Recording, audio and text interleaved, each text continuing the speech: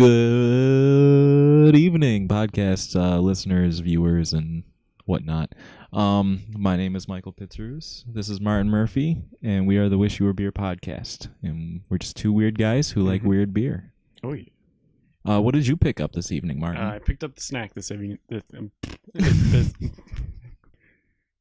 This evening, I picked up the snack. What'd you pick up, Mike? I got the beer this evening. Got the beer. Okay. Do you know what's in there? Do you have a good idea? Yeah, I've got a good idea of what's in there. I picked out everything this time around. So cool. I'm really excited for it, and I got a really, really cool end beer that's big. Very so you good, and I last can but just not least. nurse it Okay. at the end. But anyways, we'll just jump right in. Hopefully this is all cold enough. I'm really hoping it's all cold enough. Let's see. Okay. So this is a pumpkin one that I picked out. Let me just rearrange it. So much here. pumpkin. You can read that off while I'm Alright. rearranging. I never know how to pronounce them. Winter. Winter? Winter. Uinta. Winter Brewing. Pumpkin ale. Ale brewed with pumpkin and spices. Aren't they all?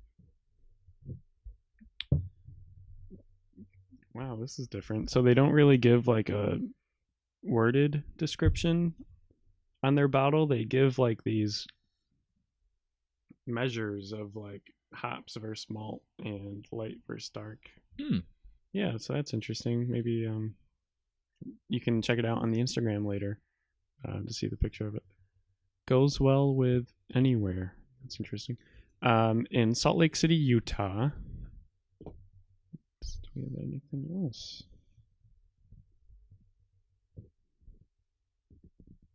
Not So I picked that one out for the name because it's pumpkin. Pumpkin. PUNK''N. Well, yeah. I guess I can go over these measurements. So apparently it's like on the bar scale here, I'd say it's like a quarter hoppy. Okay. On the malt scale, it's maybe like a third malty. On the color scale, it's like halfway between light and dark. So okay. So it's gonna have like a brown ale with a light body. Yep. I'm just gonna use this. Sure. Go right ahead.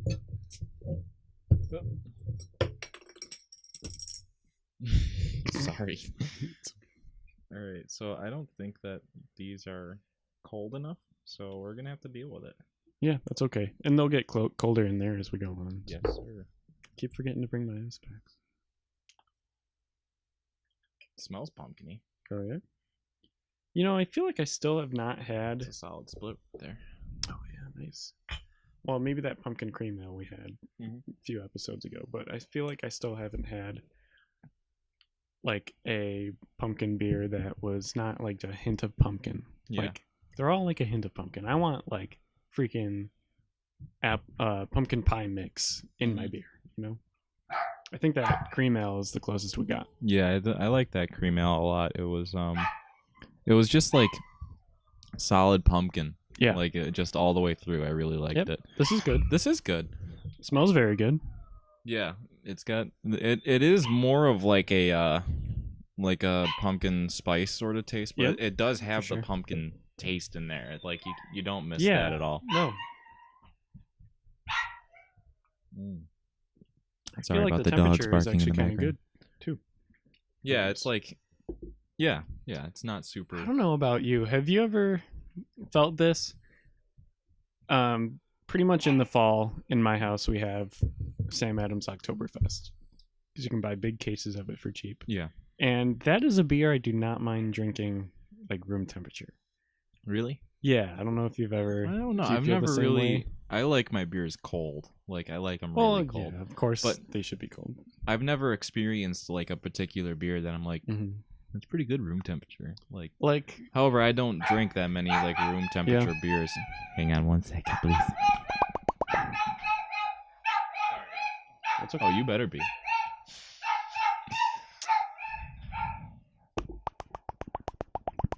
Got little dogs barking in the background.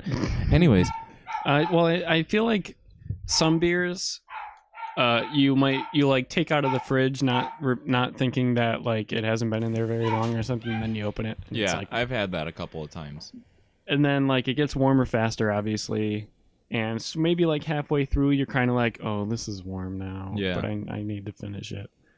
But with the pumpkin beer, I'm kind of like, I don't mind it. Like this, Yeah. I think this temperature is not bad, and this is more and I of like think a.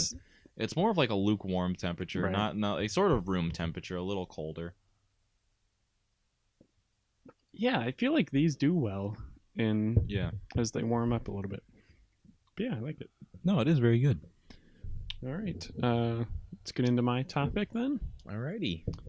So today I'm going to talk about something I've been doing nonstop. My girlfriend as well. We're kind of addicted right now. Pokemon Go. Sorry, I had to burp. I hope that wasn't an indication about No. how you feel about Pokemon Go. Okay. Okay. Excuse me. So the game has been out since a bit over a year. Mhm. Summer 2016 it came out. July like 9th Yeah. or something. Yeah. And I started playing like immediately because I love Pokemon. It's near and dear to my heart. And then like I didn't play for months. Like I played it when it was brand new and it came out, and then I felt like it's not worth my time because there wasn't much to do.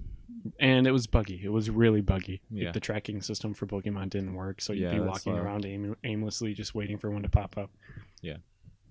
But there was a tracking system in it that showed you like 1 footprint next to the Pokemon if you were far away, and then 2 if you were closer, and 3 if you were the closest to the Pokemon. So you kind of got the vicinity of where it was. Or was it the other way around now? I don't know. I thought it was less footsteps. Yeah, you're right. It was the other way around. I'm an idiot. And then like maybe 3 or 4 months ago, Trish and I really started getting into it again for some reason. I don't know why. I think because they started adding features quicker and quicker, stuff like that. And then my college campus has a ton of Pokestops and stuff around it, Mm-hmm. and I'm there a lot. And so, yeah, I wanted to talk about how big of a thing it was when it came out, because it was a real like crazy thing. Yeah, it was. It's definitely like a cultural event when it came out. So let's start off by asking how you feel about Pokemon Go. I don't know. I like it. I like the idea of it a lot. Like you said, I picked it up when it first came out, and I played it a ton. Mhm. But it was like the bugs and stuff where like the tracking Pokemon was like, it turned into like Luck. yeah, It's pure luck. yeah. Because there Like was I was up at a lake near us, and there was a Blastoise there, and like I couldn't do crap about it because I you had couldn't no find it. idea. But anyways, like maybe I should pick it up again, just to see how it is. But like, I'm not doing much outside of like being home and then going to work and then coming back. And Yeah, I'm lucky to sort of my day kind of. I go to these places that have a lot of like Pokemon Go activity and things. So. I think it's a great like college person activity type thing. Well, you know, where we live, there's like nothing. Yeah. So that's another reason why I didn't play for a long time, is because I wasn't around much. Mm-hmm. In our neighborhood, there's a Pokestop up at the church up there, and like that's it. So like if I wasn't in college and I didn't have the campus full of Pokestops and Pokemon and stuff, I probably wouldn't be playing as much either. Yeah. And Trish also lives in a town that's like filled with Pokestops and stuff. Right. So that makes it a lot easier. They are adding Gen 3 Pokemon in December. Are they? Yeah. Oh. So I don't know. Maybe that'll get you playing again. Maybe, hopefully. I do want to pick it up again, but the thing is that I just don't have the time to do that kind of stuff.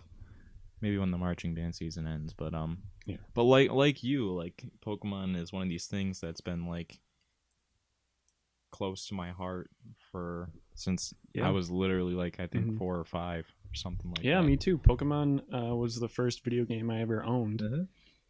First game I ever played was Super Mario Brothers on NES. But first game I ever like personally owned was I got a yellow Game Boy Color and Pokemon Yellow for Christmas one year, and then I was hooked. So yeah, I think my first game that I even played with was like Pokemon Red. Yeah. Yeah. Wow. Like so, I think that's pretty true for a lot of our generation. Yeah, it is. Because it came out in '95. And it was huge. Yeah. Like absolutely massive. It's still massive. It is, yeah. Considering Pokemon I'm still Go. playing it all the time now. Yeah. And like I loved it when they came out with the re-release of Red and Blue and Yellow and now Gold and Silver on the 3DS. And then Ruby and Sapphire were re-released as well. Are they? On 3DS. Yeah. I didn't see that. Really? No. Omega Ruby and Alpha Omega Ruby and Alpha Sapphire. Yeah, I knew that. I thought you were talking about the originals. Oh, okay. No, the remix. But I just started playing not too long ago the original Silver version, and that's like, yeah, it's awesome. It feels good, going. Right? Yeah. So. Having a brain fart. So like what would Pokemon Go have to do to bring you back? I don't know. Is there like a feature you can think of? Like, I don't think there's anything in like particular that. Okay. Just being in an area. I don't know. I liked the tracking. I liked the tracking a lot. Yeah. They sort of did away with the tracking completely now, and you like have to. They'll show you where a Pokemon is at a Pokestop. Yeah. But I feel like they sort of spawn randomly everywhere more instead of having the tracking. Yeah. So you have a better chance to just run into one. Yeah, I also feel like with also like the area that we kind of live in, it's not like a city. It's more of like a rural type place. So like that's much I don't know if they changed that at all, but like the fact that I live here, that like no matter where I walk to, I won't get to like any more population, and I feel like when it was first out, at least again, I don't know how it is now. I couldn't get much Pokemon wise because there really wasn't much around me. Well, I don't know if this will speak to your house, but since I started playing again, I can catch more Pokemon at my house. Where like before, I could never catch Pokemon at my house. They just never spawned there. But now, like maybe 1 or 2 a day will spawn at my house just when I randomly look. So maybe they've changed the algorithm that way, where like to help those people out. Yeah, maybe. But yeah, like when I go to Ithaca to spend a weekend with Trish, like we'll just walk around downtown Ithaca because it's like there's a spot that has you can stand in one spot and get 5 Pokestops in downtown Ithaca, and so like we just do it. Yeah. And she started playing because I was having fun playing, and now it's just something awesome we do together. Yeah, that's fun. All right. I think we'll be right back with beer number 2, and then we'll finish up my Pokemon Go topic. All right. Okay. All right. Welcome back to the podcast and topic 2, or topic 1, beer 2. Let's see what it is. Hoping this one's a little colder. Ooh. So, this is from Collective Arts, which is something that we've had a couple of times. Oh, really? Yeah, they have like the cans that have like different arts on it and everything like that, and yeah, we've had it before. Collective Arts Brewing, Hamilton. Okay. And this is a Goes ale with a Goza ale. Yeah. With Himalayan salt and coriander. Ooh. You know I like salt in my beers. I know you do.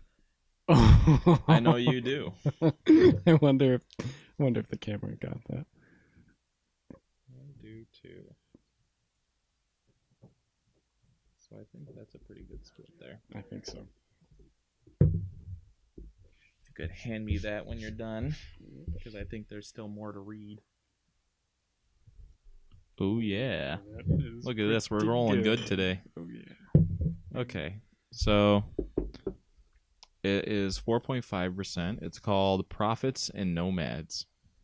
Again, it's a Goza ale with Himalayan salt coriander from Collective Arts. So I kind of want the art of the can, but yeah, like it's a chicken riding a moped. Yeah, it looks pretty neat. I like it. All right. Beer number 2. Ooh, I like that smell. I like that sour, salty smell. Yeah, it smells like a... It's good. Yeah, the aftertaste it's pretty full, actually, for a sour. Just push this back a little bit. Like, I wouldn't exactly call this refreshing. Like, it's full-bodied and sort of thick and sour, and and then you got the salt. I don't know 100% what the taste of coriander is. Me neither. But I am tasting like a salty goza. Yeah, that sort of like briny flavor. Yeah. Mm-hmm. I like it. Mm-hmm. It's very good. Yeah. All right, Mike, we're going to continue my topic on Pokemon Go, but we're going to sort of talk more about Pokemon in general. Okay.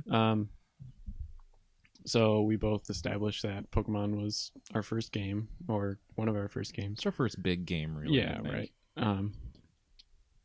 Did you ever play the trading card game? Did you collect? Yes, I did. Oh, yeah, me too. Me too. I remember having my dad. I told my dad one day that this was something my friends at school were doing. I want to get some cards too, and then he picked me up from the babysitter one day and surprised me with a starter tin of Pokemon cards. That's cool. And I got a foil Machamp in it. Ooh, that was pretty awesome. That was a good day. And Machamp to this day is my favorite Pokemon still. Mm-hmm. Those forearms, four muscly arms are really cool, I think. Yeah. No, I was into the trading card game. I don't have any like specific memories of it. I just remember like hanging out with my brothers and just playing the card game, and I don't know if we were necessarily playing it, but I never played it right either. I actually learned how to play it like right within the last couple of years, and like me and my brother Eric, we went out and got like decks and just played against each other for the fun of it. I would play again. Like, never really. Well, I understand how to play now, but I've still to this day never played it the correct way. Yeah. But like, there's so much nostalgia to Pokemon for me. Right. Did you see the trailer for the new movie? I did not. They're like remaking the first episode of Pokemon where Ash sees Ho-Oh flying. Yeah. But they're doing it like, I'll show you the trailer later, but it's like if Ash actually went and hunted down Ho-Oh. Like the alternate reality where like Ash actually meets Ho-Oh and like something like that. That'd be cool. I don't know the actual story, but from the trailer it looks awesome. So yeah, I'll show you that later. And then for me, like, I mean, to this day, I still play the games. I've played every game that comes out. My Nintendo system is usually exclusively like for Pokemon. And that's the same for you. Yeah. What would you say your favorite game is? I don't know. I really liked Sun and Moon, but I had a couple of big problems with Sun and Moon that I don't think would put it at the top of my list. It's not nearly at my top. No. Not at all. I can go into a couple of reasons as to why, but I think my favorite all-time game is either Gold and Silver or Heart Gold and Soul Silver. Okay. One of those games. I just feel like there's so much like replayability to it. And there's so much more meat to those games in particular than the other ones. Well, Heart Gold and Soul Silver, like to this day, I think has the most like obtainable legendaries in it out of any of the games. Like, yeah, and I think you can get most of them. I think it's still by far selling the highest price. Yeah, I remember working at GameStop and it was like a 3 or 4 year old game selling for like $50. It was more than that, I think. That's true. Yeah. I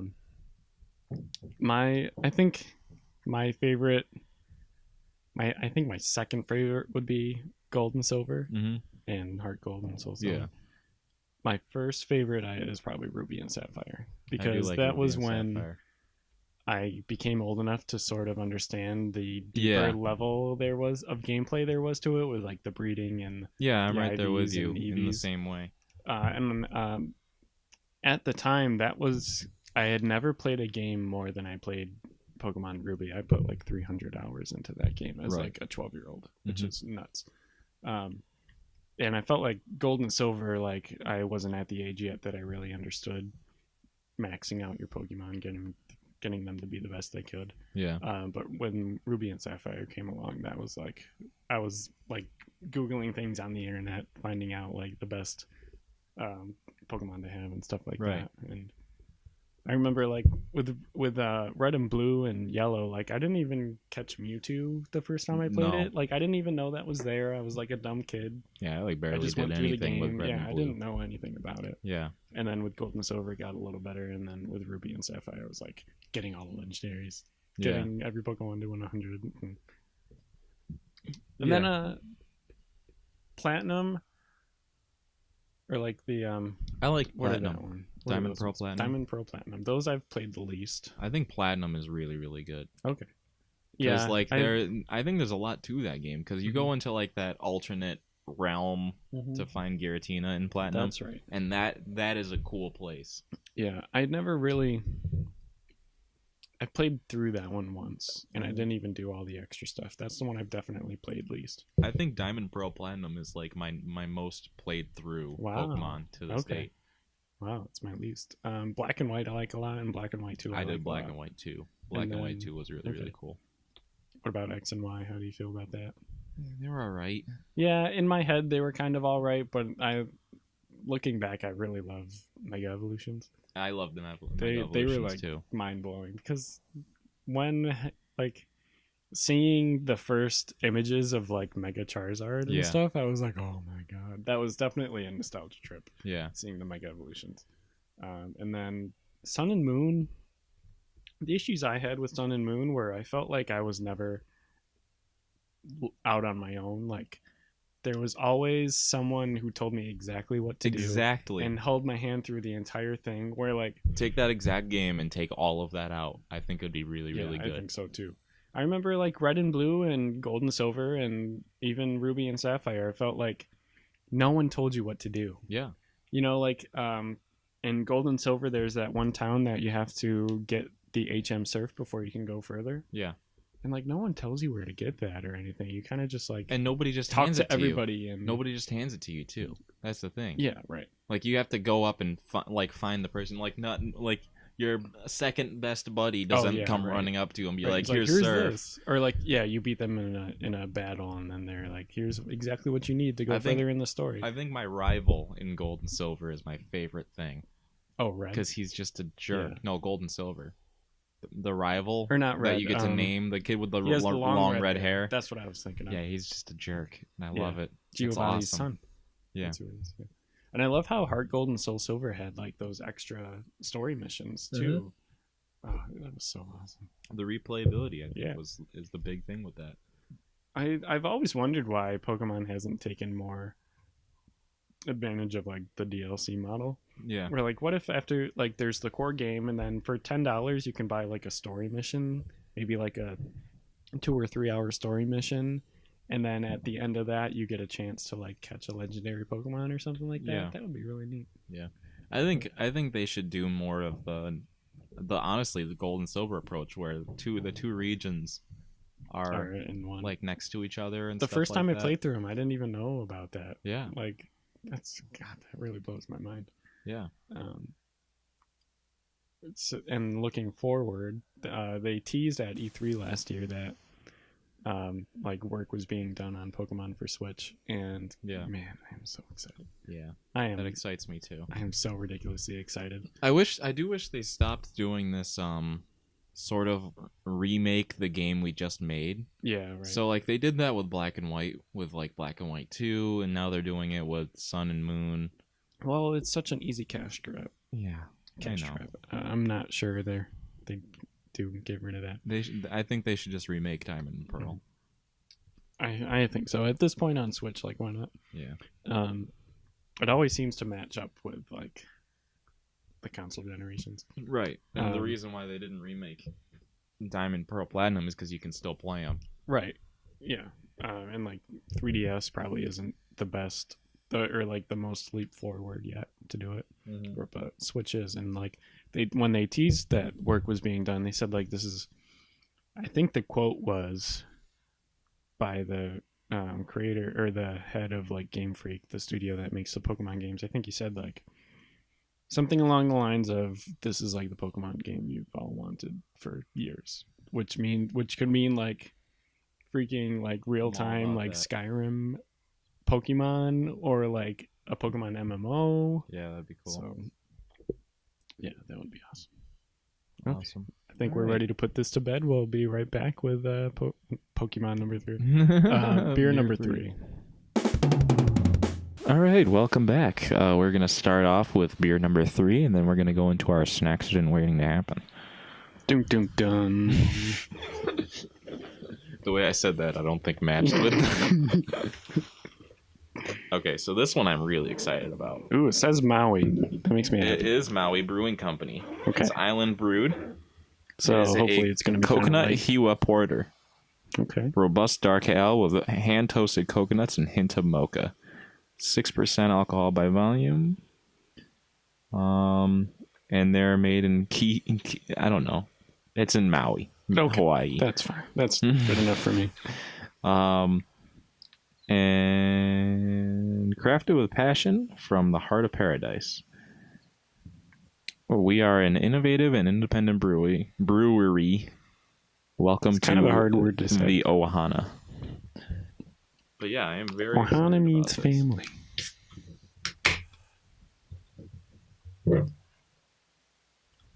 Ooh, it's dark. I was not expecting dark. I thought I kind of thought as a product of like Maui though it was going to be light. Maybe is that racist? Maybe it'll taste light. That's true. Okay. Ooh, it smells really good. Alrighty. Oh, that does smell good. Beer number 3.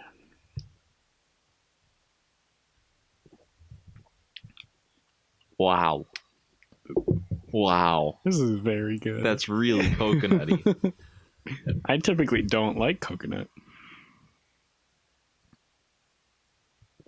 Coconut is actually probably my least favorite anything, to be honest. Like, I hate coconut frosting, coconut shampoo and conditioner. I don't like the smell. I don't like the taste. I hate like the texture of the coconut shavings on things. I love coconut. Dude, I hate coconut. I make a ridiculously good coconut cake. This. Really? Yeah. I'll never try it. I'll have to make a coconut chocolate cake with this. Okay. That would be really good. I absolutely love this though. It's really good. I feel like it doesn't even taste like coconut. It tastes a lot like coconut. It tastes a lot like coconut, but it's not the coconut. Like, I think the chocolate is playing with it well. Yeah. Yeah. Almond Joy, I don't like. Isn't that the one with coconut? Yeah. Okay. It's got coconut and an almond. Anyway, the point is, I absolutely hate coconut. I love this. Oh my gosh. It is very good. That is so good. I'm very pleased. Me too. This I think is by this far is the winner so far tonight. So far, yeah. I don't know. I didn't really go out of my way to try to pick anything spectacular. Okay. That's fine. This was one of the things that just caught my eye. I was like, I've got to get this. Mm-hmm. This and our last beer of the night is going to be really nice. The big one. What do they call those? Bombers. Is that what it's called? Well, I've never heard that term before, but at the bottle shop, Carissa calls the big ones bombers. Okay. So, whatever. Okay. We can start calling them bombers. Yeah, I like it. Yeah. I like this. Mm-hmm. This is awesome. It's really good. This might be my my next pickup. Okay. After work tomorrow or something. Yeah. Trish and I, Saturday night, we picked up a campfire s'mores beer. Mm-hmm. For the life of me, I can't remember who made it, and I feel bad about that. And that was like, it did not really taste like s'mores at all, but it was just like this kind of smooth, chalky not coconut. Chalky. I have coconut in my mind. Like smooth and like chocolate marshmallow. Dry, chocolatey beer. Yeah. There was a little bit of graham cracker in it I could taste, but no marshmallow. It was good though. Like, it went down really smooth. I just don't know if I'd call it like a s'mores beer. It didn't really taste like s'mores beer. All right. Yeah. All right. Well, you want to run into our snacks here? Yes. All right. I picked up the snack tonight, and nothing really stood out to me. Actually, I will tell you this. I'm kind of an idiot. So the first thing I saw, which is what I originally got, was these pretzel chocolate mint goldfish. And when I saw it, I was like, oh my God, this sounds like...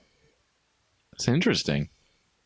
That's not what I thought. I thought, like, this sounds so gross that I think I have to get it. Except when I looked closer, it was like chocolate goldfish and pretzel goldfish. Oh. It wasn't both of them together. I thought this was going to be like a minty pretzel. Oh. But that's not what it was. It was two separate ones. That's sad. That wouldn't... Could have grabbed a handful of it. Yeah. And just took the whole handful of the mouth. Okay. So Well, yeah. What did you pick up? I got Doritos Mix Taco. Ooh, Taco Explosion. Yep. Never had these. I'm excited. We pretty much know by now that food companies can absolutely nail flavors. Yeah. Whatever flavor they put on the front, like, yeah, it's going to taste like that. Yeah. Oh, gonna grab me a handful. I want a little bit of everything. Oh, I got a lot of bit of everything. I got a lot of bit of two things. Okay. So Doritos mixes, what happens with these is that they have a bunch of different things in them, and each one of those is a different flavor. So I just had the like regular Dorito, that spicy nacho. I'd say it tastes like a nacho. These are supposed to be sour cream, I think. Yep. This is the spiral cracker crunchy thing is supposed to be sour cream. We'll see. Just tastes like more taco to me. I'm getting some sour cream. Yeah, it does have a little bit of a...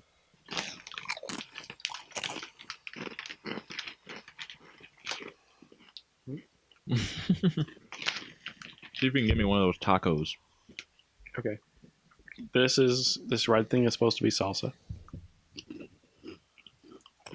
Yep. Is it salsa? Mm-hmm. Mmm.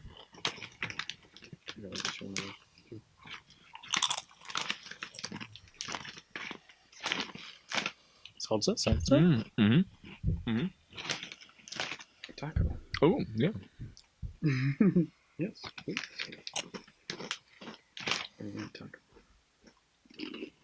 Yeah, that's salsa. What's the taco? I'd say it's like sort of the same as the nachos, though. Yeah. Yeah. It's good. Good. It is good. I'll finish these tonight. Oh, yeah. Mm-hmm. Very, very tasty. Yeah, I like that. I didn't know that each one was like technically a different thing. A different flavor, yep. Wipe these on my jeans.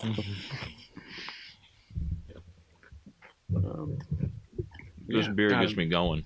It's really fantastic. I'm curious to see how it tastes with these Mexican flavors in there.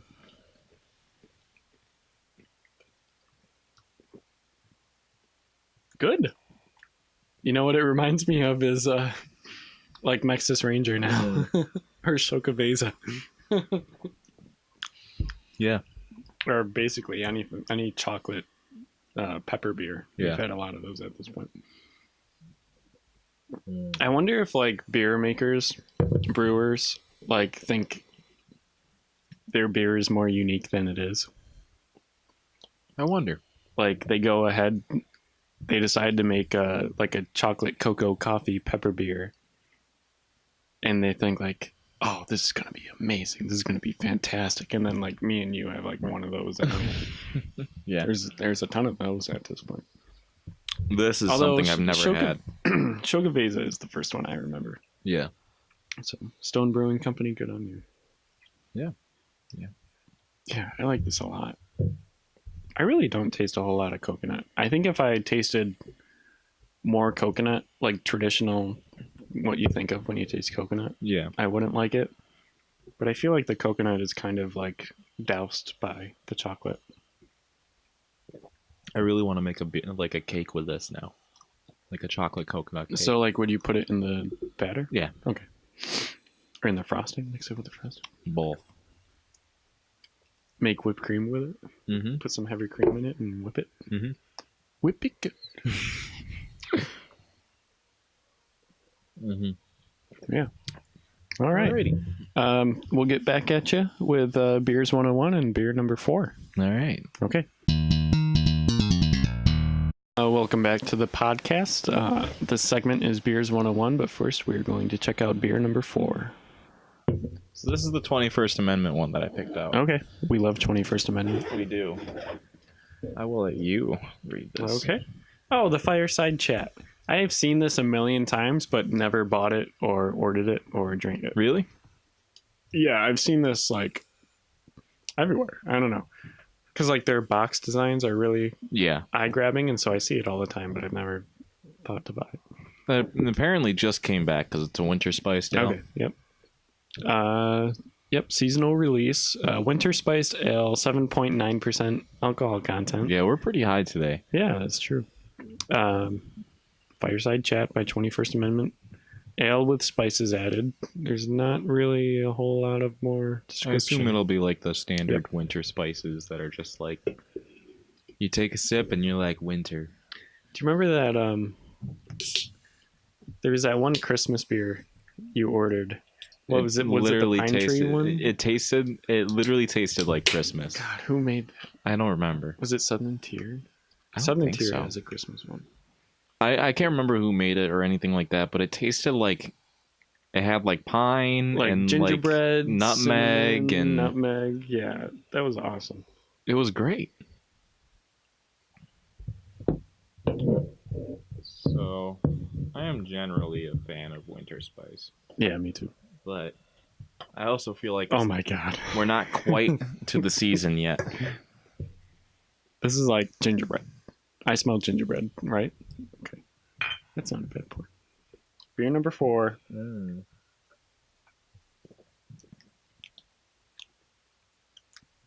Yeah, I like it. Yeah, it just... Ooh, and then a little bit of like...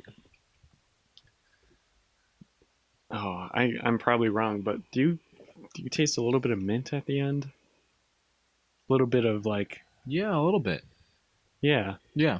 I feel like it goes from gingerbread to pine to minty. I just think that winter, like the winter spices, is just so interesting. I think it's so much better than like pumpkin spice. Oh yeah, definitely. Yeah, like you just get the nutmeg and the gingerbread. Yeah. Oh, it smells so good.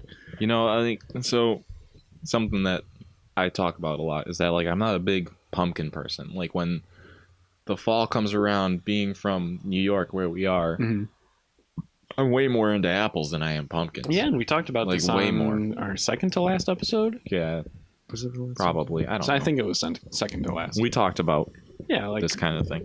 We're kind of over the pumpkin flavor and pumpkin spice flavor. Like I don't think that I'm the apple. I don't think that I'm over it, but it's just the fact that like I don't like it as much. Like I just like the apple a lot more. Okay. I think the apple flavor is way better. I think so too. I agree. Like apple and cinnamon and caramel, that sort of thing. Yeah. All right, let's get into Beers 101. All right, let's hop right into it. Today, because Mike and I like beer cheese so much, and we like making it, we like pairing different beers with different cheeses. We do. It's a fun activity. I thought I would educate you on beer and cheese today. Okay. This article comes from Beer Advocate, which is a great website if you wanted to see reviews on beers. People go on there and review beers. It's sort of like Amazon reviews for beers. It's pretty neat. Cool. So first, the idea of beer and cheese comes from the Middle Ages when there were monasteries run by monks. For those who don't know, the origin of beer comes from, well, it's accredited to a few different places, but the one I like is that these monks in these monasteries used to make beer, and that was like their thing. They invented beer. They made it. A little lesser known fact is they also made cheese. Along with the beer, they would make cheese, and so that's where the sort of beer and cheese pairing and combination came from, namely in Belgium. And their diet was sort of basically beer and cheese, which that sounds amazing. It does sound great. I would wish that was my diet. If my diet was beer and cheese, but it meant I died in like 10 years. Yeah, that's okay. All right. Yeah. I lived a good life. And there's a funny section in here, what I think is a funny section in here, where they say, but I thought wine went with cheese. And I'm just going to give this a quick read. Sure it does, and that's what the public is fed by the mainstream food and wine press. Cheese can make a cheap wine palatable, even complement a great wine on occasion. However, the pairing of wine with most foods, especially cheese, is often a gastronomic catastrophe on the taste buds. Which, some editorializing here. I've sort of always felt like cheese goes better with beer than it does with wine. Right. What do you think? No, I agree. You agree? Yeah. Right, cool. You don't see any wine cheeses around. I mean, like you do see a lot of like the wine and cheese Right. sort of thing, but I like nobody ever like actually mixes them. I don't think. Fondue. Is that what that is? Yeah. Oh my god. Fondue is melted cheese mixed with wine. Oh my It's god. basically like the opposite of the beer cheese we make. I'm terrible. Well, I never do fondue. It is good. I think I've done like fondue once. It's definitely good. Well, you've had the beer cheese that we make and yeah. everywhere. So imagine wine instead of beer. Okay. Yeah. I still like beer cheese more. Yeah, me too. Oh. Hang on. Let's break everything. Okay. However, the pairing of wine with most foods is often a gastronomic catastrophe on the taste buds. Think about it. It's harsh sometimes. The overpowering acidity of wine usually kills any chance that your delicate taste buds have actually enjoyed... kills any chance that your delicate taste buds have of actually enjoying the pairing. But hey, this is not a piece of wine bashing, nor do we totally hate wine, so let's move on. Traditionally, beer and cheese are farmhouse products. In fact, not so long ago, the average farmer's diet consisted of beer, cheese, and cold meat, commonly referred to in England as a ploughman's lunch, and a menu item in pubs to this day. Oh. That sounds amazing. That sounds Can that really be good. my diet, please? Beer, cheese, and meat. Yeah, that's perfect. Farmers often made cheese when they had an abundance of milk that they wanted to keep and brewed during the winter when they couldn't farm. And both beer and cheese have a similar origin, grass. Barley is a cereal grass used in making beer and milk and is a byproduct of a cow-eating grass. As a result, beer and cheese complement each other by sharing some common characteristics in both aroma and flavor, while the carbonation in beer also lifts the palate and brings out many nuances in the cheese. I have always felt this, but because like the common wisdom was that like wine and cheese go together. I always thought I was like wrong or something. Maybe we should But start I've always getting, liked beer and cheese much better. Maybe we should just have like a plate of Gouda sitting off to the side for the podcast. That would be awesome. Let's see how this goes with the Oh my Gouda God, cheese. we could add that as a segment. Review of cheese. Yeah, it'd be fun. I feel like there's not that many cheeses though. There's a lot of cheeses, but not readily available to us at least. Okay. Yeah, that's true. Although Wegmans has a very good cheese section. It's true. And then in the article, they also list some great cheese and beer pairings. So I'm going to go through some of those here. The first one, I think you and I would like the most because it is what we drink the most, is pairing with wheat beers. Feta and goat cheese work well with wheat beers. Typically, the more pungent the cheese, the more full of character you want in your wheat beer. Weinstofener Hefeweizen, Schneider Hefeweizen, and UFO Hefeweizen are suitable pairings. So feta and goat cheese with wheat beer. That's We interesting. like wheat beer, so we should Because try like that I sometime. don't know, I usually like a fruity wheat beer, but I suppose fruit and cheese does go all together. Anyways, continue. The next one is a pairing for fruit beers, which we also love. Mascarpone, a cow's cream formless cheese that is used in desserts and sauces, pairs great with most fruit beers. Magic Hat number 9, Sam Adams cherry wheat. We like that one. Yes, we do. Melbourne Brothers apricot or strawberry. Oh, I like And strawberry then- beers. Because we're recording this in America right now, we're going to give you a pairing with American cheese. Okay. American cheese, Munster, Havarti, and Monterey Jack with moderately hoppy pilsners like Harpoon Pilsner, Radaburger, and Stella Artois. We could try that sometime. I've got Stella upstairs in the fridge. Nice.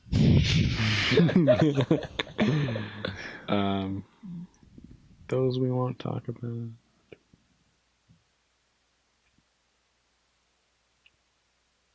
And because we don't really like IPAs, I'll give you a pairing with an IPA. Maybe we can try it. That's true. Yeah, we should really open ourselves more to IPAs. When cheese is part of a salad, try enjoying it with an India Pale Ale, or an IPA, with their citrus-like bitterness and fruity maltiness. Harpoon IPA, Willavers IPA, and Tremont IPA are all suitable. Just any cheese in the salad? Yeah, I'm not really sure what that means. I don't think it's so much the cheese. I think it's, like they say, the acidity in the salad is what makes it pair well with an IPA. Ah, that's interesting. And then there's also some tips on serving. Buy raw milk, cow, goat, or sheep cheeses, meaning unpasteurized, unprocessed whole milk cultures. Pasteurized cheese has many of the country's scents and flavors removed, where raw milk cheese is rich, full, and complete and supports traditional cheese making. Goat and sheep cheeses are creamy, soft cheeses with distinct, assertive flavors with considerably less calories and saturated fat over cow milk cheeses. It's interesting. I never knew that. If you are going to use crackers, use something that is neutral like English wafer crackers or flatbread. When serving on its own, always serve cheese at room temperature. I did know that. All right, so that is your Beers 101 today. Hopefully when you... I know I learned something. Yeah, maybe we... Yeah. I wonder if those pairings translate to a beer cheese. Maybe. We could give that a shot. We could have an experiment on the next episode. That'd be fun. Yeah, that would be fun. Yeah. I can't... Part of me can't imagine that, like, any cheese mixes well with a fruity beer, though. Yeah, I don't know. Like, taste pairings, okay, I can see that. Yeah. But when you melt the cheese down and pour the beer in, I'm not sure. Like, I could see like the wheat ale. Yeah. And like the feta or the goat cheese or something. Yeah, maybe. Also, beer cheeses usually have like a mixture of cheese in them, so I'm not sure how well that would go. Yeah. I don't know. We'll have to try it out. All right. Alrighty. So that's your Beers 101 for this week. Hope you learned something. And we'll be right back with beer number 5. And Mike's topic. Ooh. All right. Welcome back to Wish You Were Beer. And we are going to get started with beer number 5. Mm-hmm. Finding this.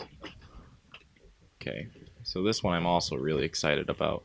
As soon as I can get it out, because I have a scheduled last beer, so I know what's left.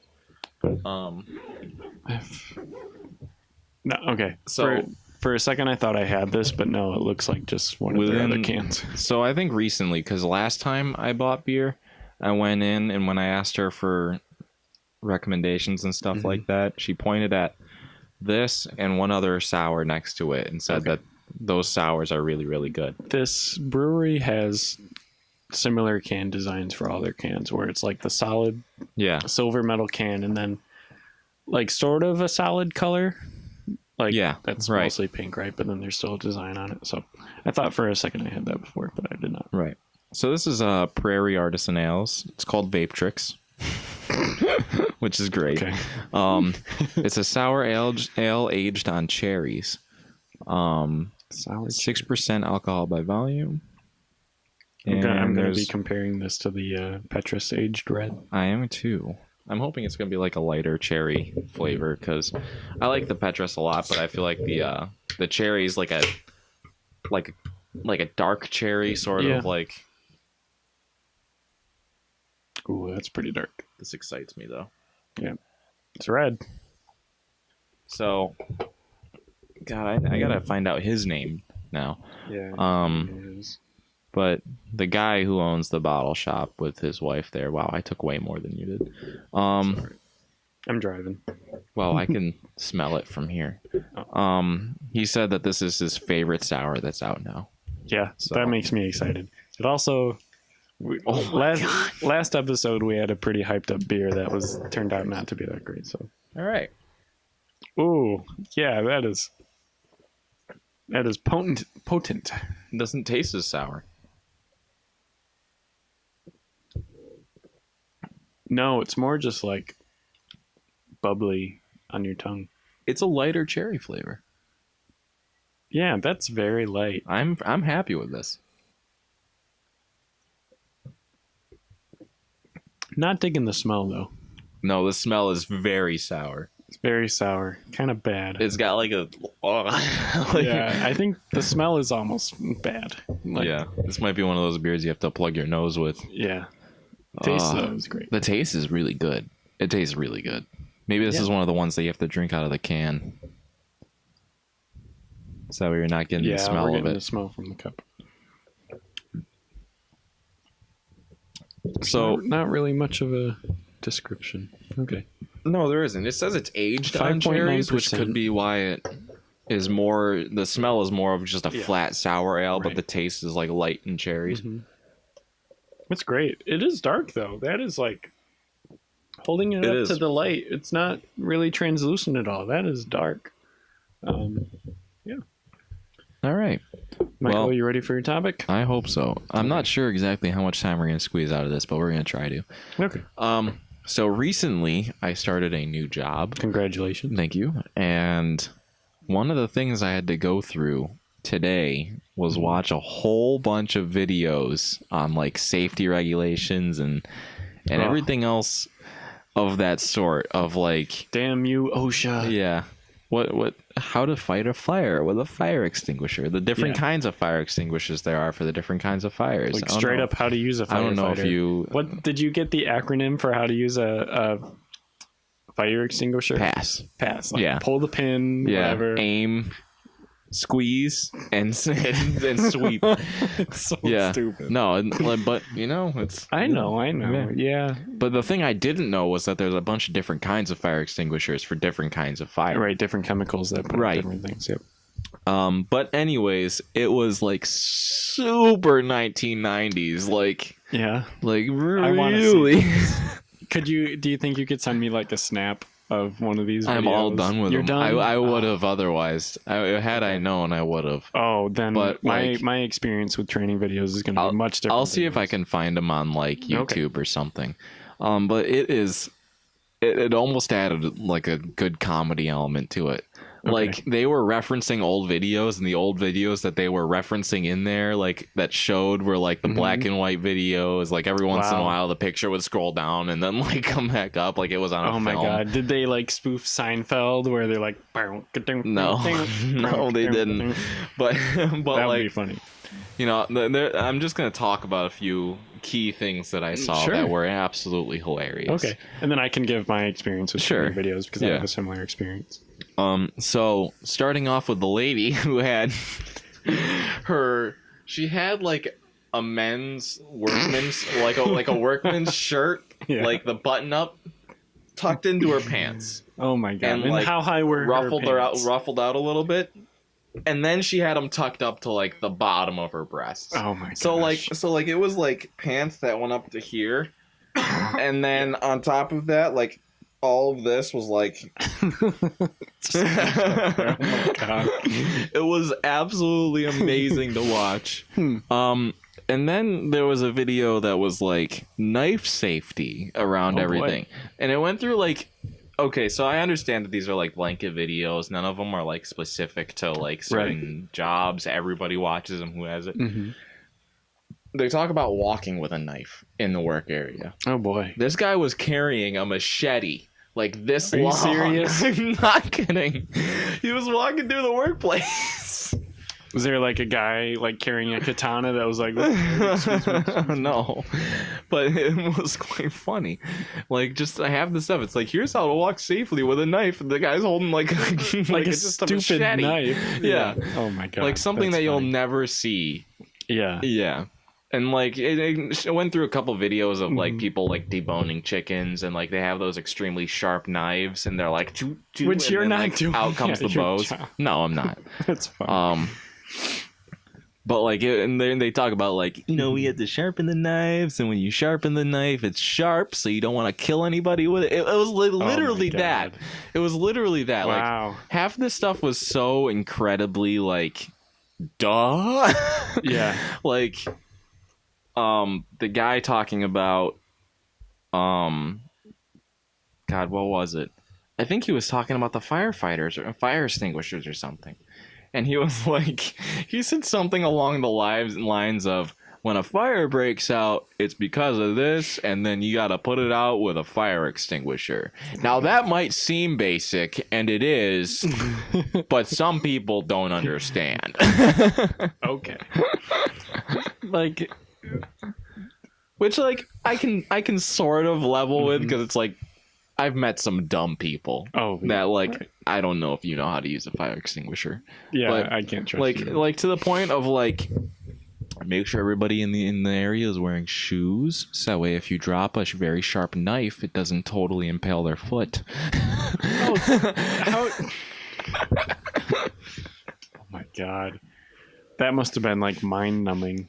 It wasn't bad, because like there was like the comedy element of the fact that it was made like in the early 90s. Okay. And like I kept seeing that I've never seen before, was that everybody had their normal glasses on, but they had like these plastic things attached to the sides that like that made them like into goggles or something. Sort of, yeah. That like filled in the gaps here. And I saw that on more than one occasion. That's interesting. So like I was like, is that something that people like get? I wasn't sure. No. But I just like I'm glad that I at least had that to be like, yeah, that's funny or something like that to keep me going help through you it. Pass the time. Because like I'm glad it wasn't like some, I don't know, some like professor with like the monotone voice and like a recent video of like a person just like demonstrating it, and he's over the top of it like, and this is how you walk with a knife. Oh my god. And this is what you have to do with a knife. I would have fallen asleep. Yeah. Like I'm just glad it wasn't that. Like at least there was some character to it. There was the stuff and how to lift stuff, like how to lift stuff without your back, and how to keep your back safe and everything like that. And it started off perfectly. The woman with the pants up to here came walking in, and this guy was sitting down in a chair, and he was like, and she's like, what's wrong? He's like, oh, nothing. Don't worry about it. Yeah. And she's like, no, something's wrong. And he's like, yeah, it's all right. And then he gets up, and he's like, and she's like, you haven't been lifting right. Yeah, and she's like, you got back problems? And he's like, yeah, it started when I picked up a generic doll that my daughter owns. Or like he said something along those lines of like the specific, like he didn't say like Barbie doll, but like you could tell that that's what he was referencing, because he was just so out there with like this specific famous doll that I was trying to pick up off the ground. That's funny. That's so... It was amazing. It was amazing. Yeah. I want to see these now. Yeah. That makes me think of the that episode of The Office where they have the HR training video, and it's like really old too. Yeah. All right. So we are going to get into beer number 5, right? Beer number 6. 6. Oh my gosh. The last beer of the day. Beer number 6, and then we're going to finish Mike's topic. All right. All right, welcome back. We're going to dive into our last beer, which is Last But Not Yeast, and we're going to finish my topic. So let's go right into it. Here we go. And now this is the bomber. This is the bomber. We got to figure out how many like liters are in these, because I keep wanting to say it's a 2 liter. I think it's 20 definitely ounce. Not a 2 liter. It's a 20 ounce. Okay, 20. These are typically like 20 to it's 24 not quite ounces. Right? Yeah, it's not quite 16.9 fluid ounces. Huh. It looks like 1.5 or 1. It says it at the top there. Looks like about 1. It's not that much. 1.5 ish. Yeah. Okay. So this is coffee. And there's just 3 different ways to spell coffee. Coffee infused Belgian style triple ale. Okay. Swiftwater Brewing Company. It is 7.9 ABV. Oh boy, I'm gonna be walking home. Yeah. They're in Rochester, New York.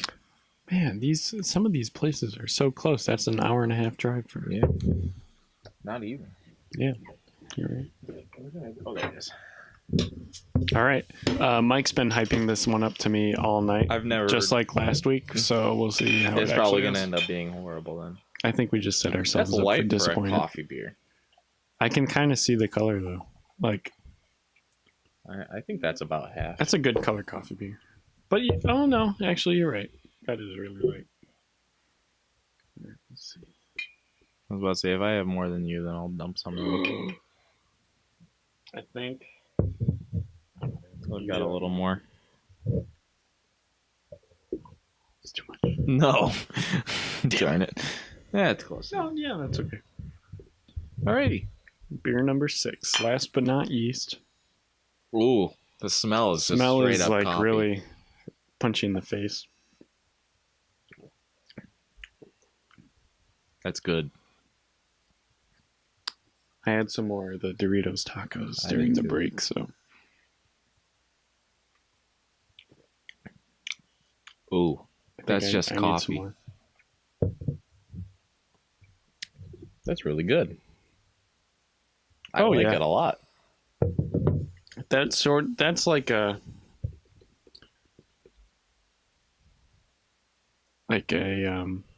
light roast black coffee. Yeah. Very light. Not sweet at all. Mm-hmm. Yeah, it's nice. I like it. It is really nice. Yeah. I'm not crazy about it. Like, it's not one of them.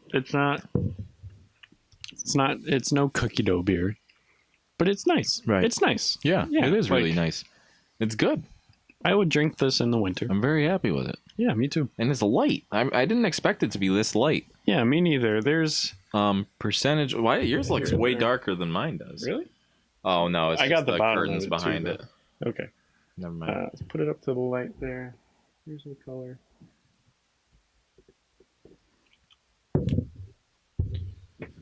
It's very coffee. I like it. It is like drinking black coffee, like a light Are roast you black getting coffee. like any hops? No. Me neither. It's not bitter at all. Well, it's bitter from the coffee, Coffee's bigger or bitter. Yeah, but coffee's it's like a light roast coffee, like, right. Not it's super strong. It's like a coffee bitter. It's not even a hoppy bitter. yeah, So it's interesting. Yeah, I like this a lot. Yeah, I like do this a too. lot. I'll drink it again. It's a little plain, you know. Tiny bit. You and I really love flavors. Anything that's got a ton And having going on. different flavors interact, something very complex. You and I love that kind of stuff. And this, like, sort of very one-dimensional. Yeah, But it's freaking great. it is at good. it. It's So- great. Yeah, it's great. I love it. Okay, so we're going to continue on with Yep. my topic then. You said that you had some experiences with some of these types of videos. Just once. Okay. I've had one job where I had to watch training videos. And that is at I won't name it, I guess. Yeah, I had to watch training videos for this one job. I did computer repair at a store that offers computer repair. And it was a corporate chain store. Mhm. And these were sort of like, these were not from the 90s. They seemed like extremely up to date. Okay. Like I started working there like a year after they made these, sort of. Okay. Like very up to date. And they were sort of talking about, they didn't really have anything to do with computer repair. This was something every employee had to watch. But they also weren't like, you need to do these before you can do any sort of work. It was more like, just watch them every now and again. Okay. And then try to have them done in like your first month of working, sort of thing. And so it was more like teaching me about the kind of culture they had there and stuff. But man, were they dry. Yeah. They were like up to date, and these sort of like I completely lost my train of thought. They were up to date, and like the production quality was good. And they were lit well and things like that. But like they were just so dry. They would tell me, like, instead of saying no problem to a customer, say I'd be happy to do that or something like that. Teaching you manners, sort of. When I didn't need to be taught manners, my mother did that fine. Like that sort of thing. So like these were sort of extremely dry and even almost annoying, because it's like, yeah, I get it. Like, come on. Yeah. It was such basic things. And they were teaching you like sales techniques, but they were like really basic, and I had already been in a sales position before that, so I was like, all right, like, so there was no kind of relief, like 90s funny relief like you've had. It was pretty it was just dull all the way through. Pretty dull. Yeah. The only sort of relief I had in it is that the like production quality seemed to be very good, which I pay attention to. So yeah, that's my only experience. I would kill this to like see these tapes. Dude, I really want to find them. I'm gonna try to find them for you on like YouTube or something when we're done here. Yeah, maybe some disgruntled employee or thought it would be funny to like load them onto YouTube or something. Yeah, but like, at least you didn't have to watch them all back to back. Like, no, like I pretty much did. Oh, did you? That's the thing. There were so many of them. There must have been like, I don't know, like 40 hours of videos to watch worth. And so when at the time I was younger, so I was working maybe 10, 15 hours a week. So like took like close to a month to get through all of them. And it was like all I was doing. And I, like if a customer came up to the counter, right, of course I'd help them. But yeah, like there was a lot to get through. Mm-hmm. So it was very, very dull. Yeah, that sucks. Mm-hmm. I'm glad I was able to get through all of mine in a day. Mm-hmm. Yeah, it's one of those things that I think if I had to go back and watch them tomorrow, like if I had to watch more tomorrow, I would be like, but I'm glad I was able to. Yeah. I also kind of split them in half a little bit, like. Mm-hmm. Yeah, I kind of split them in half. I did 5. Okay. Like there was 10 tapes. I watched an extra one that I found on. Were they actually tapes? No, they were DVDs. Oh my god, they were even DVDs? Yeah. So with my experience, it was like a company website I went to, like an internal company website. I had literally a stack of DVDs. Okay. So this topic is still going on. We're not done yet. So like it was an internal company website I went to that these videos were loaded onto, and then after each video I had to take a quiz on what was in the video and stuff. So like, oh my god, the fact that you just like could pop in a DVD, that's amazing. Stop. There was a TV, and then underneath it was a DVD VCR combination. Oh my god. That's amazing. It was awesome. No, I had to actually like pass quizzes on this training. I took 3 written quizzes on them. Okay. So yeah, that's why I ended up watching another one, because one of the quizzes I had wasn't in the stack of videos, so I went searching. I went searching through the videos to try to find that specific video. That's funny. Oh my gosh. Yeah. All right, so now I think the topic is... All right, well, we'll be back for our closeout. Yep. All right, welcome back for our closeout and recommendation. Mike, what's your recommendation beer tonight?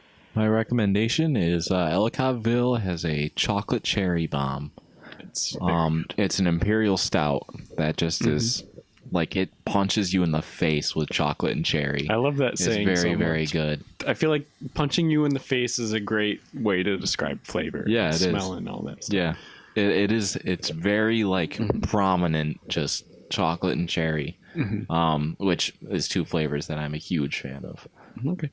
Mine tonight is going to be, this one doesn't really have a name, or at least it wasn't really on the bottle or on the label. It's by Baird Beer, Baird. It is a green tea and wasabi beer. And I liked it a lot. There was more green tea than there was wasabi, but it was still spicy, but not spicy like take a sip and then you're breathing fire. It was very subdued. It was more just like a little kick behind the green tea. Okay. It was pretty good. Like I remember it to this day, and I think I had it close to 2 years ago now, and I've only had it once. So very good. Like it a lot. I gotta try to have that again. Yeah. Yeah, it's one of the ones on my Instagram. So, yeah, green tea wasabi beer by Baird Beer. I really don't think it has an actual name to it. A name? Yeah. All right. Well, what do you think your favorite of this evening is? My favorite is going to be the Fireside Chat by 21st Amendment. I really just love winter spices and winter smells. The pine, the nutmeg, the cinnamon, the gingerbread. It all just like it all works together so well. Good to me. Like I'm really over fall smells. I am too. Like fall has really, and we've like just entered fall recently. Exactly. Like I don't know when fall seems like in the last like 5 or 6 years it just became like so popular out of nowhere. Yeah. Like it was not popular before, and then all of a sudden like it became a millennial thing, because then we got pumpkin spice lattes at Starbucks. Right. Pumpkin spice everywhere, and Yankee candles and all that stuff. Like, and it wasn't there like 10 years ago. No, I don't think so. I just have no idea where it came from, but I'm already kind of tired of it. Yeah, I don't know. I think they start it way too early. Yeah. Like if they were starting it, if they were starting it like now, I would be way happier with it. Yeah. But yeah, I don't know. Like wait until it gets a little colder outside and Like the only kind of like smell I need is like when my mother makes a pumpkin pie.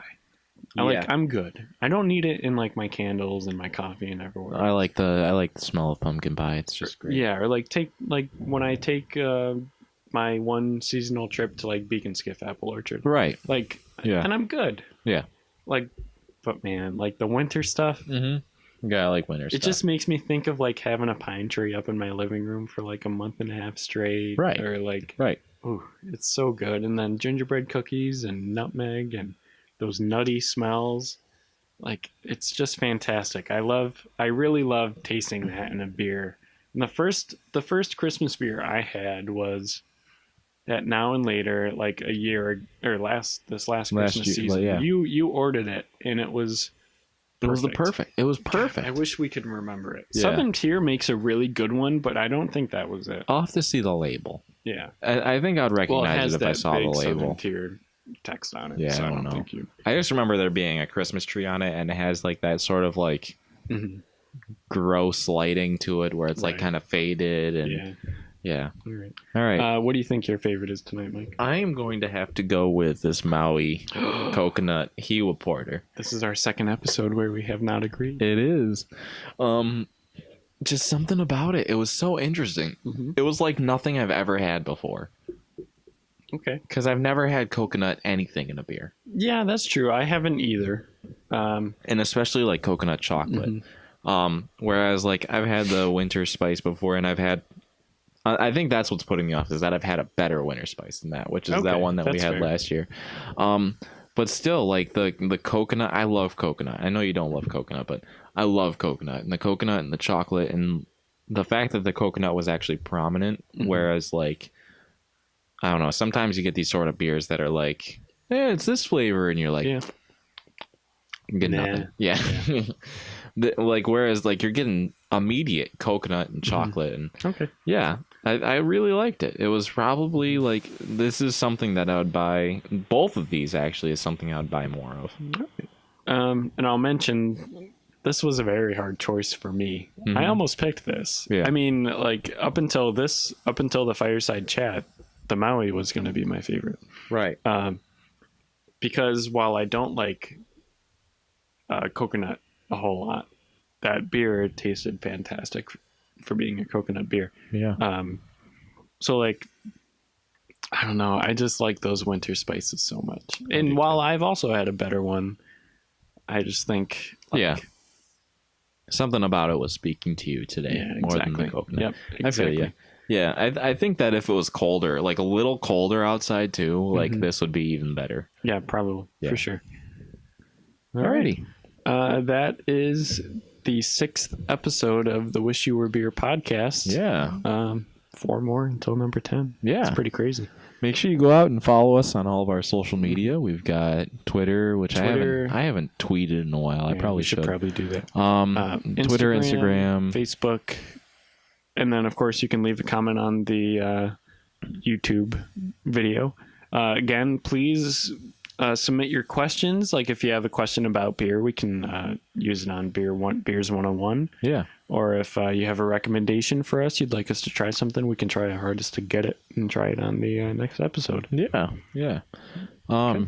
I don't know. I'm gonna try to set up the iTunes thing. So hopefully relatively soon we'll be on iTunes as well as a free. Yep. You won't have to pay for it, but we'll be on iTunes as a free download. So I'm hoping soon. Yeah, I'll check it out this week and see if we can do it. I keep forgetting to do it after I edit the video. I sort of space out. Yeah, and then I space out until we record the next week. We'll figure it out. Yeah. So all right.